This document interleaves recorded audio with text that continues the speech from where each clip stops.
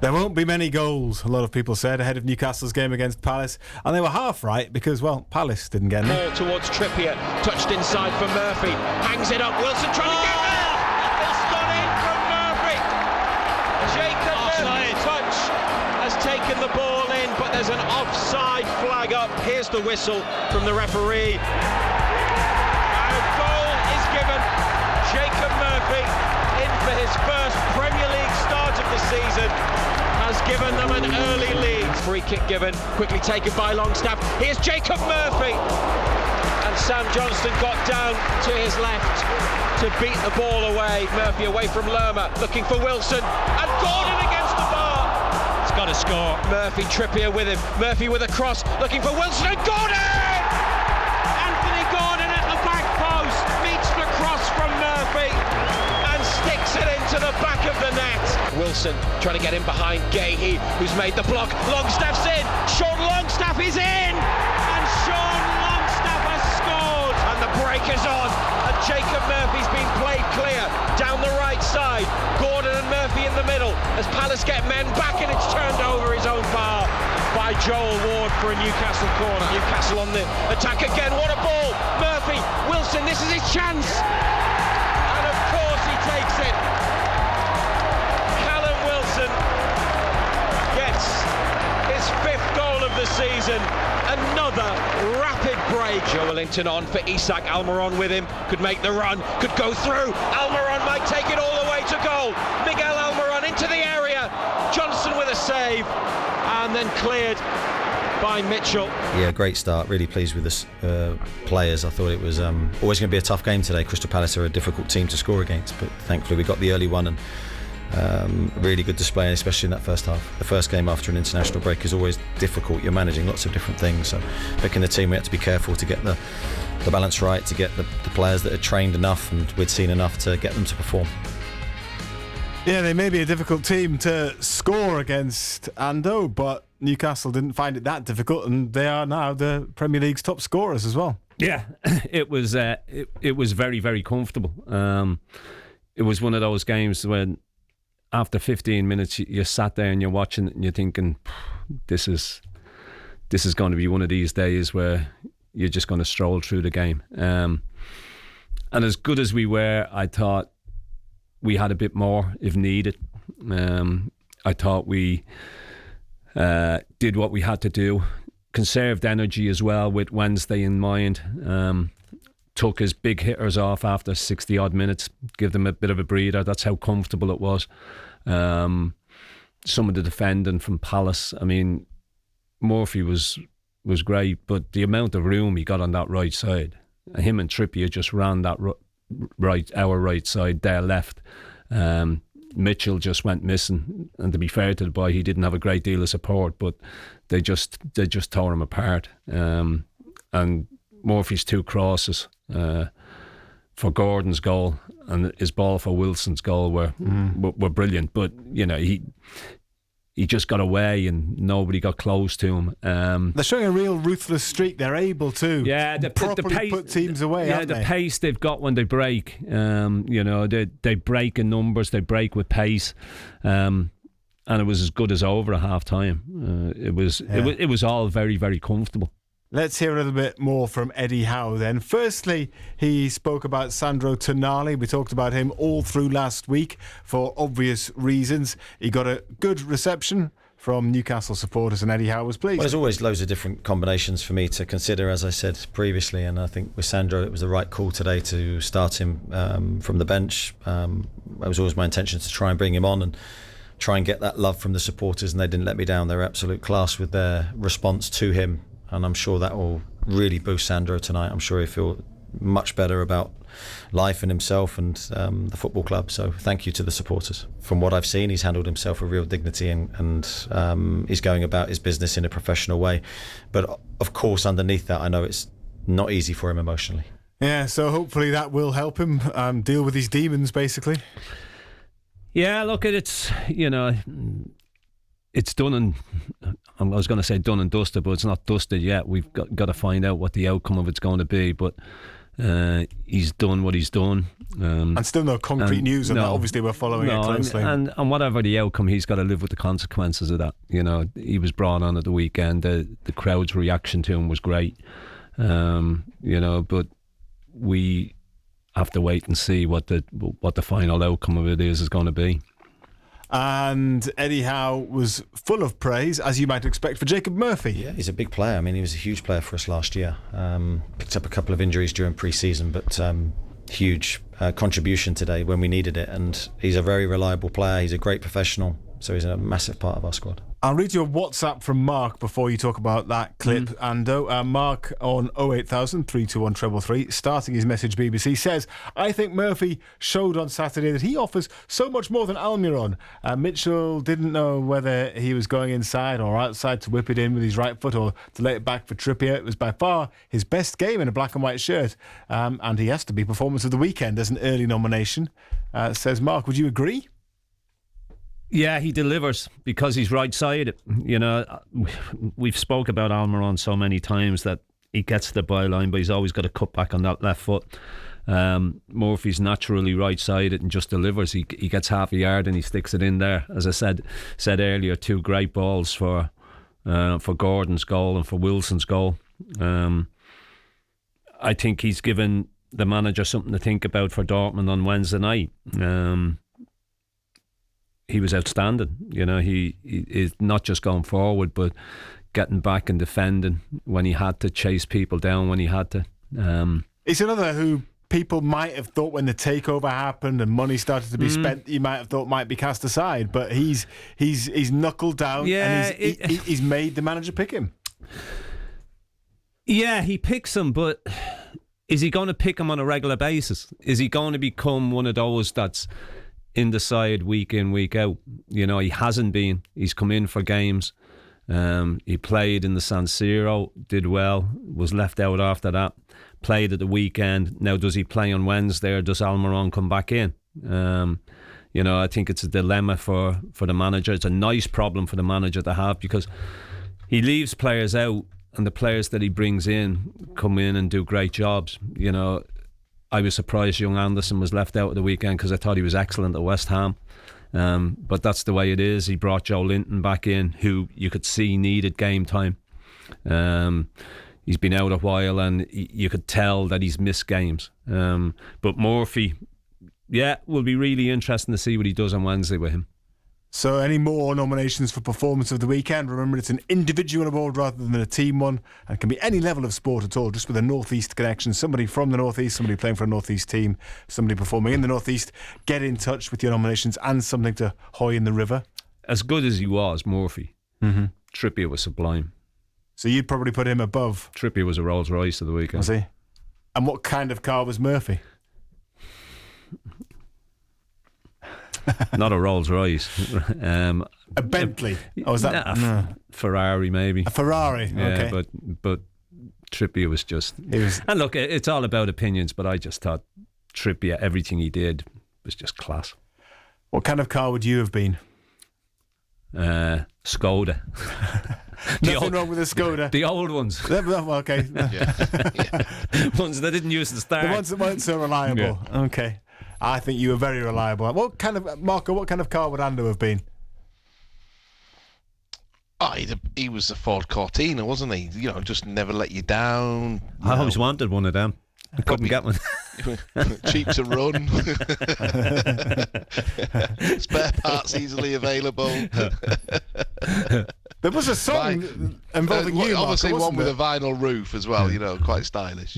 There was a song involving you and a Lamborghini, wasn't there? I think there was. Yeah. I'm not quite sure how much of it is repeatable. I can't remember how it goes. Swear now. words. Yeah, so we won't try. Yeah. Someone will send it in now that I've mentioned it, won't they? They've all got swear words in them. The vast majority do. Joe Linton was back fit and playing on Saturday. Eddie Howe says it was a big boost to have him back. Yeah, it was important to get him back on the pitch. He had some really good training in the last 2 weeks, so I had no doubt he would perform today. But still, he needs the minutes. He's the opposite of some of the other players. He needs the minutes, wants to play.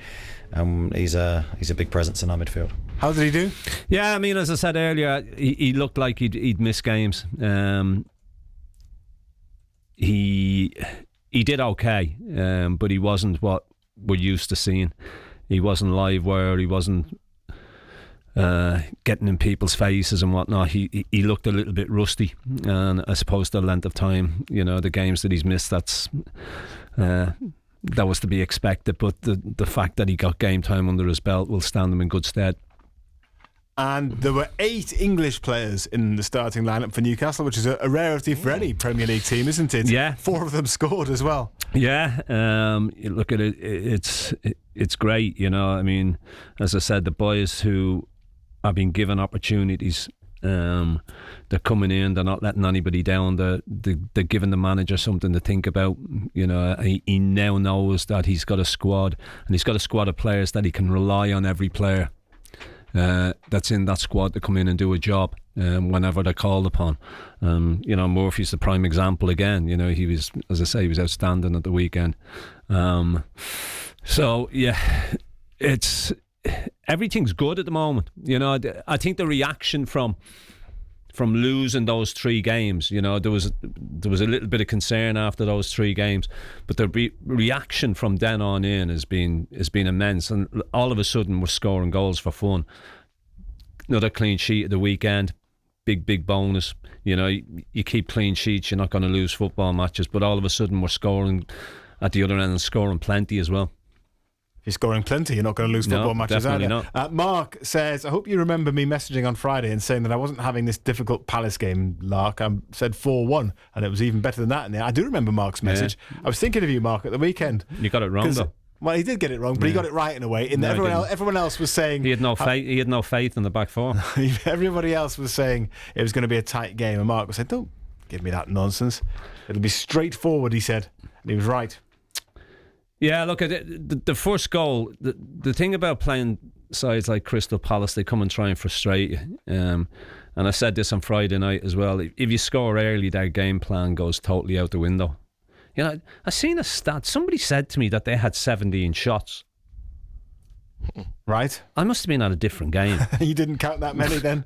I can't remember. I remember he made 2 saves, Pope. He made one from the free kick, which was a decent save. And then the substitute has hit one, and it's hit him in the chest. But that was laid on. But 17 shots. There must have been wild shots. But look, as I say, once we scored against them early, the game plan went out the window, and some of the defending left an awful lot to be desired as well. I mean, the third goal, the boy Gahey, he played for England, he's trying to pull a ball down on his chest on the edge of his own penalty area, slips, and all of a sudden Sean Longstaff's clean through, never going to miss. This is Total Sport on BBC Radio Newcastle. We've brought you the latest from Newcastle and from Sunderland. We've brought you some post-match reaction. We've brought you Ando and Marco's views. It's your turn now. Total Sport North East. Call free 0800 234 6565. BBC Radio Newcastle. Dom has confirmed, Ando, that Palace had 17 shots, 3 of which were on target. But that can be any kind of powder puff thing that's dragged. Well, even some of this blocks with a yard in front of you. That counts as a shot, So 17 shots. That can be a slightly misleading stat. It must have been. Anyway, considering I can't recall too many of them. Either you weren't concentrating or they weren't proper shots. Either is possible. Yeah. Joshua is a Newcastle fan. Hello, Joshua. Hi, Simon. Hey, Joshua. What did you make of it on Saturday, Joshua? Well, it was just a fantastic performance, wasn't it? To score 4 goals, to be as clinical as we were. I think Premier League put some numbers out earlier today, actually. We're top of the table for goals. We're top of the table for expected goals, for shots on target in the box, for conversion rate, and for big chances put away as well. So, we're just utterly clinical at the minute and taking just about every chance that we get.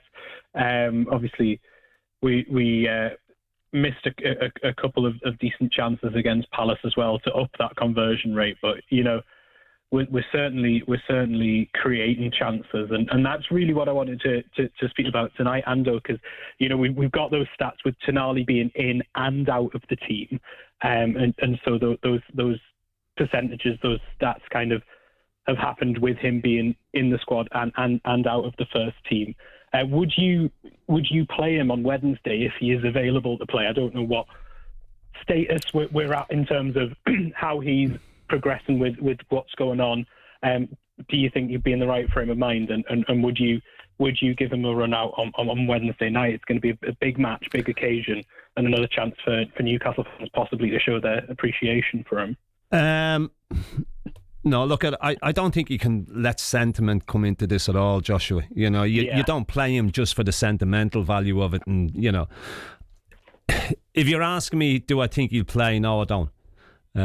I think it'll be Longstaff, Guimaraes and Joe Linton in the mid, that three.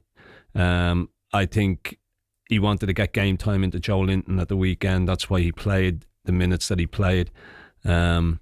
And I think they'll be the three that's in the middle of the park on Wednesday night. I think the back four picks itself. And then I suppose it's at the top end of the pitch where the dilemma is.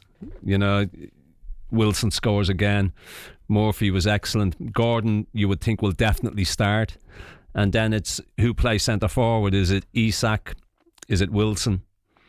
Who plays on the right? Is it Murphy? Or is it Almiron?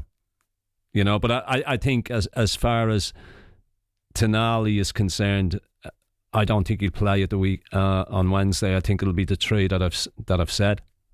Do you think he'll come off? Do you think he'll come off the bench at all, and or do you think he has a part to play if obviously that? Look, I think it might happen, doesn't happen. I think if it's going as well as it did at the weekend, providing nothing happens between now and then, there's no outcome to the situation between now and Wednesday. But I think if it's going as well on Wednesday night at 15 minutes into the second half as it was on Saturday against Palace, you know, you can see him coming on. You can see other players getting game time as well. Would you start him? Would you play him?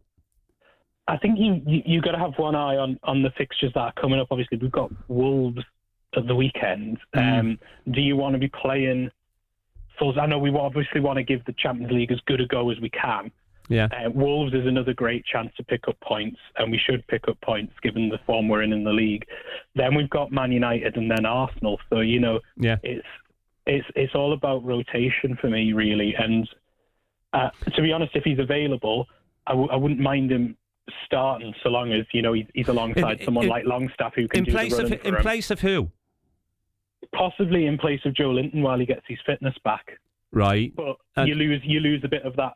You lose a bit of that kind of combativeness, don't you, in the centre if Joe Linton drops out. So it's a tough one, and you know he's going to be a miss if he's not able to play Tonali, because you know he offers that bit of quality off the bench. I mean, I felt particularly sorry for Roy Hodgson a bit, to be honest, when we were 3-0 up and he looks over his shoulder and he sees Isaac and Tonali and Almiron and all of them coming on. So, you know, I think we do lose something if Tonali isn't able to play. What about young Anderson? I'm not sure if Anderson is... I don't know. I don't know if he offers similar attributes to Joe Linton. So I think it would be Joe Linton or Tonali to start. Anderson's kind of one of those players that you bring on to unlock a defence, I think, if they're a bit leggy because of how good his close control is. Similar to Willock, I think, in a way, once Willock gets back to fitness. But it's a really interesting conversation because for years midfield's been a bit of a weak point for Newcastle, and now we've got this depth of talent and skill. So you know, I don't envy Howe at all. Yeah, who plays up front? Who's your three up front then? For me, don't ask him that the minute to the news. Yeah, that's what I was looking at. I was Gordon, Isaac, Murphy. Gordon, Isaac, Murphy. All right. Okay. Thank you very much, Joshua. Cheers, Josh. What do you think of that three? I've got no problem with it at all. None whatsoever. If he'd have gone Gordon, Wilson, Almiron, I wouldn't have had a problem with that either. I've just got time to read Mike's message. Mike's in Whitley Bay before the news. The Palace game on Saturday further demonstrated Eddie Howe's greatness at reinventing the Bruce-era players. Lascelles was immense and Murphy unplayable. If Tonali is banned and Matty Longstaff available in January, then give him a half-season contract for squad depth, says Mike. I wasn't quite expecting that when I started reading the message. And see what Howe can do with him. That's not a bad idea. He reckons. You've got 5 seconds to answer that. Well, he just let him go, didn't he? So he's not going to bring him back, is he? It's unlikely, you'd have thought. 08000 321 333. Start your message, please, with the letters BBC. More after the news. On the BBC Sounds app, on your smart speaker, Play BBC Radio Newcastle. and on your radio. The sound of the North East is BBC Radio Newcastle. Now we're going to have a chat to Graham, who is on the line, and who is a Newcastle supporter. Hello, Graham. Hiya, fellas. Hi, Simon. Graham. Hiya, John. Margot, can I have a quick word with you? Sorry, I've never ever come on the show before and talked about Sunderland, but Okay. I've got to say, just from a Newcastle side of it, and the lads I talk to, we think that, he's doing a great job, and to be honest, if anything, he's actually overachieved. So I'm probably as shocked as you are, and probably a lot of Sunderland fans, at the two callers tonight, because, to be fair, you haven't had a centre forward for like 2 years. Yeah. I'm just really shocked. Probably the same as you all, like I say, but that's just my take on it. But Thank you. I think he really hasn't been supported in the transfer market, and he's doing a very good job with what he's got, to be fair. I think he is as well. And I'll leave it at that, because, like I said, I don't really want to talk about Sunderland. Move on to happy things. Right, John. Fantastic on Saturday. I think we're well and truly back on track after a little bit of a jitter at the start of the season. Trippier, you've already mentioned. I mean, we were, after the game, talking about £12 million. What a bargain buy he is. Yeah, you just wish he was 10 years younger, Graham, don't you? Well, true, but he's a fit guy. He's probably gone a while, yeah. Yeah, I think we'll get at least another 2 good seasons out of him. And even Merson's come out today and said that Gordon for 40 million, even he's a bargain. Yeah, he's looking at it, isn't he? I don't often agree with him, but you've got to say at the moment, the guy is absolutely on fire. I mean, when he first came last season, undoubtedly he was probably unfit, but Eddie's, just got the best out of him again. I remember watching that Prime thing on telly, and Eddie Howe said to Amanda basically, look, I want one player, and that's Anthony Gordon. And they went out and got him. Okay, 40 million seemed a lot at the time, but what a player he's turning out to be now. He's just so... when he gets the ball, you just know something's going to happen. He's just got such good pace. Just absolutely phenomenal. Really good player. Yeah, he struggled when he first came in. I thought, I don't think his fitness levels were up to the same standard as the rest of the boys, and I think he found it a struggle, and he got frustrated with it, and he was taken off in a couple of games, and I think the frustrations got to him. Then he went away with the England squad, the European Championships, and he was brilliant. He's come back, and as you say, when he picks it up, he's quick, he's direct, he gets at people, he frightens the life out of people. He's been brilliant this season. He's been absolutely electric. Mind you, he should have scored 2 on Saturday. The one he hit the crossbar with. I don't know how he missed. I think even you could have scored on Saturday. Yeah. I mean, how he hit the crossbar, I don't know, but he made up for it. He was still superb. He was excellent. Yeah. My only concern is, and I mentioned it a few weeks ago, it's probably the centre forward position a little bit, just because of the injuries that we know that Wilson will pick up. Isaac, to me, again, a little bit vulnerable. I just hope in January, John, that we'll buy another couple of players. Yeah. Look at it. I mean, I think he's handling that the centre forward situation really well at the moment, because he's rotating from week to week. One's coming in, one's coming, bringing one on. Managing that situation well, and of course you keeping your fingers crossed that Wilson doesn't pick up injuries. He's wrapped up in cotton wool. He's got his goal again at the weekend. You give him chances, he'll stick the ball in the back of the net, and Isak's the same. I thought it was really comfortable at the weekend, and the fact that he could take is some of his bigger players off after 65 minutes. That was a big bonus, wasn't it? Huge. Yeah, but it absolutely worked out so well on Saturday, John, because you very rarely see him make full substitutions, but he obviously had one eye on Wednesday night. We're 3-0 up at half time. They never looked as though they were going to score in a month of Sundays, and it just panned out fantastically. In preparation for Wednesday night. The other player who I think's playing back on his top level again is Bruno. I came on at the beginning of the season and I said, end of last season he looked off cue. Start of this season, I don't think he played particularly well. I know, you had the thing with Tonali, whether could they play together, but the last few games, I think Bruno's been back to his best again. Yeah. Somebody was on earlier, Joshua was on earlier, and he was on thinking, would you play Tonali on Wednesday night? Difficult one. It could actually be his last game for a good while, John, to be fair, couldn't it? I mean, reading between the lines, he's going to be out for a year. But do you play him out of sentimental reasons, or do you go with... No, I don't. Do you go with Longstaff, Joe Linton and Bruno? Yeah. I was going to mention Longstaff. You can't leave Longstaff out. You can't. We were talking about it again after the game. It's one of the most underrated players at Newcastle. You just need to look at the start of the season. That poor start, or what people are calling a poor start, the 3 games that were lost, I think Longstaff was missing in all of them. Yeah. Longstaff came back, and all of a sudden, Newcastle were back on track again. Yeah. He is a key part of that team. I would always play Longstaff on the side. Here's another one for you. Here's another one for you then. Yeah. Almiron or Murphy? After Saturday, I would stick with Murphy. Right. And I haven't been a great Murphy fan. I remember coming on here last year saying something to yourself. He wasn't quite on cue. He didn't. I thought he might even have got shot of him. Yeah. But after Saturday's performance, you can't leave him out. So I would keep Almiron on the bench.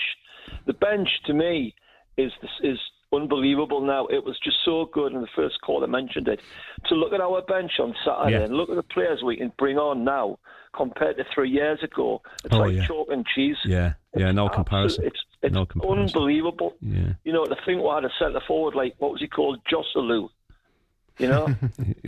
And he hasn't done bad minds since leaving. He's in the Spain team these days, isn't he? Yeah, well, that's true. But you know where I'm coming from. It's just chalk and cheese with the players we can bring on now compared to 3 years ago. Unbelievable. Okay. Well, last one then. You mentioned in centre forwards, Isak or Wilson. Well, I'll just rotate them again, John. Yeah. Exactly the same. Play a half a game each, and try and keep them both happy, because like I've just touched on, they're both, Wilson with his injuries, I think 45 minutes is ideal. They've got another game at the weekend. They've got another game next Wednesday. I think, is it Man United next week? Yeah, next Wednesday. So the next Wednesday. 2 weeks we've basically got 2 games a week, haven't we? So we need to keep them fresh. Thanks very much indeed, Cheers, Graham. Good to talk to you. All the best. Good call. Brian says the Palace game turned out to be a stroll, and I noticed that six of the starting 11 Ando were here pre-takeover. Howe has transformed many Newcastle players, but none more so than man of the match Jacob Murphy. Written off as not good enough, a championship player with no future, etc. Murphy is now a key member of the squad. He's really upped his game, whether playing or not. His attitude typifies the unity which is key to our progress. Yeah, I go along with a lot of that, but I think he needs to become a regular. He needs to get in that side on a regular basis. His performance at the weekend was excellent. It'll be interesting to see what Eddie Howe does on Wednesday night. Obviously got the Wolves down the weekend, but he needs to get in and he needs to stay in the side. This one's from Richard. Call me old-fashioned. You're old-fashioned, Richard. But I want my right wingers to be predominantly right-footed. 3 of our 4 goals wouldn't have happened if Almiron was playing instead of Murphy. First, Almiron wouldn't have used his right foot. The second, Almiron would have cut back onto his left and not curled in across. The fourth, Almiron would have run down the flank, then cut back onto his left. I like Almiron as a player and the effort that he puts in, but the constant coming back gives defences time to get back and get organised. You have to be Salah or Messi to warrant playing on the opposing flank. Otherwise, you want somebody whipping in balls for your forwards. Yeah, it's a fair point. 2 quality balls. I'm not too sure he meant the first goal. I think he's trying to lift it into an area, and he's just overstretching, gets too much on it, just beats the keeper. But the 2 balls for Gordon's goal and Wilson's goals were great balls. Putting them into an area where forwards are crying out for the ball to be in so they can go and attack it. And he's right. If Almiron had played, those balls wouldn't have been delivered.